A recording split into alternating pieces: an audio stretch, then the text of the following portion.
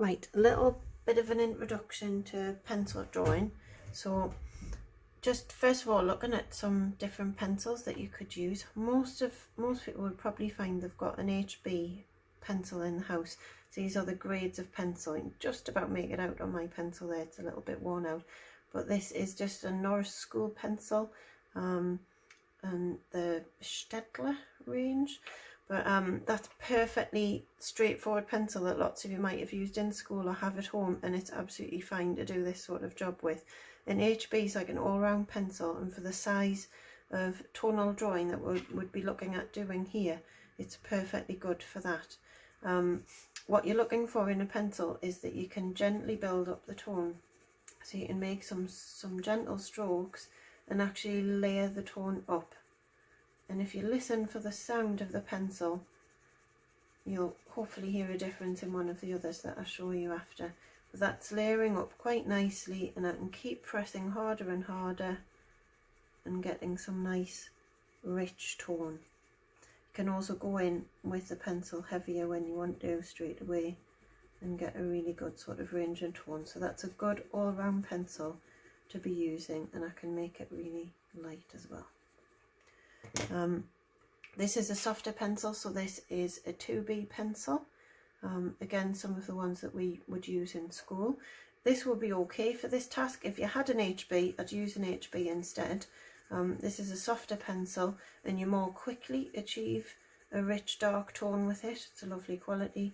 But when you're trying to do finer lines or details, it's a little bit harder to control lighter tones and sharper lines. You can see the lines are a bit fluffier.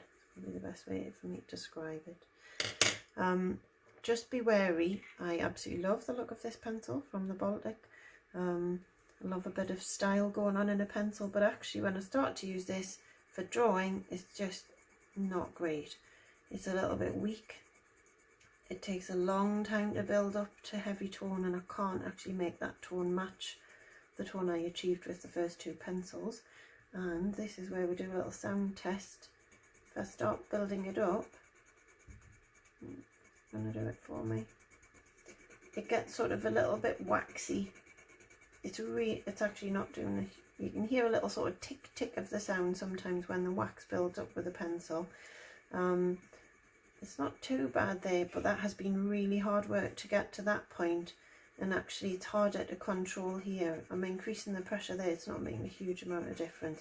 So just be wary of a pretty pencil.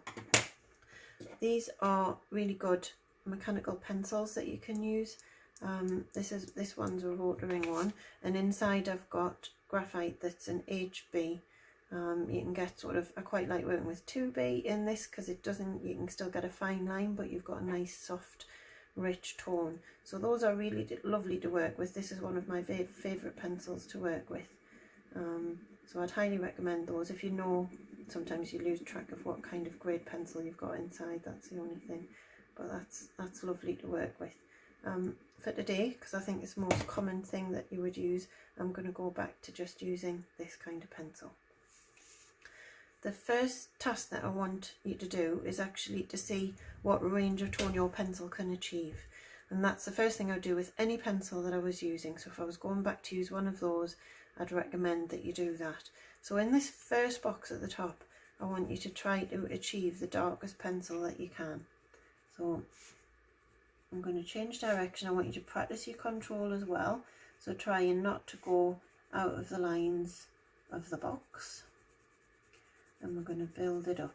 So strokes that are close together, and you're controlling where you finish and where you start, and you're changing the direction as you start to build over the top, rather than just going in heavy straight away. We'll build that tone up.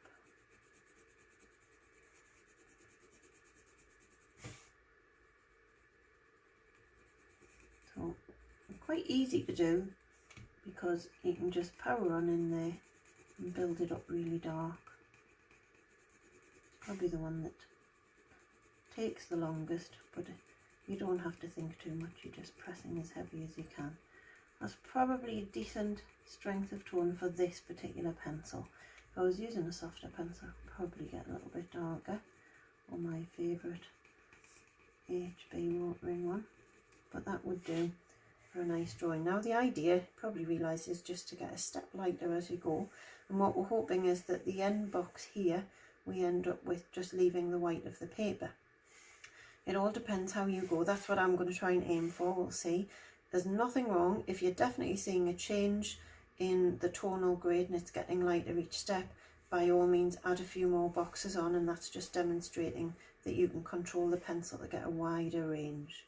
If you're using a softer pencil, if all you've got available is a 2B, then you might find that you can't make as many boxes because it's harder to control those lighter tones in between the very darkest and the very lightest. So this is where you start to control a little bit more. You can see I'm changing direction all the time.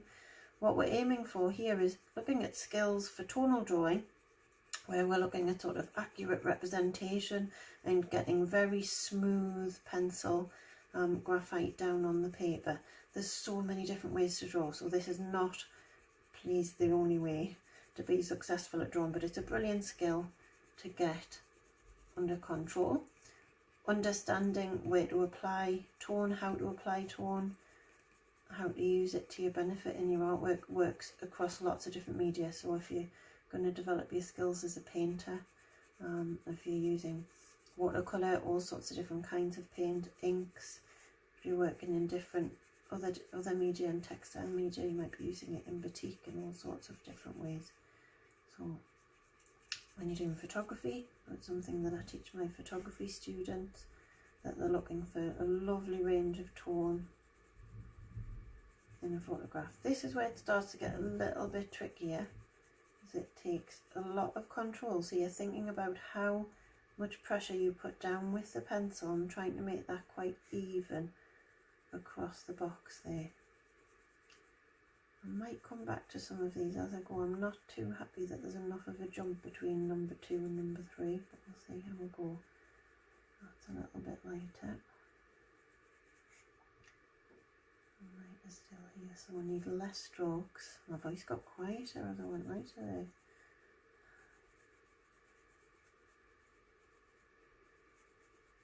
A little bit lighter and one, just a touch in this one here. See that difference. I'm just going to come back to this one, see if I can just make it a bit stronger without matching the first. Just try to make sure you've got enough of a jump between each one so that you've got a gradual change in tone as you go through those boxes.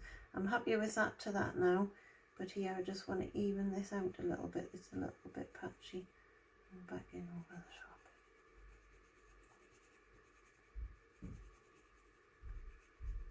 A little bit better. So we've got a nice range of tone there. And if you do that first, then that's the way that we approach doing the drawing at the beginning, because we'll start thinking about where the darkest areas of tone are, where the lightest areas are, and then we'll start picking our range in between.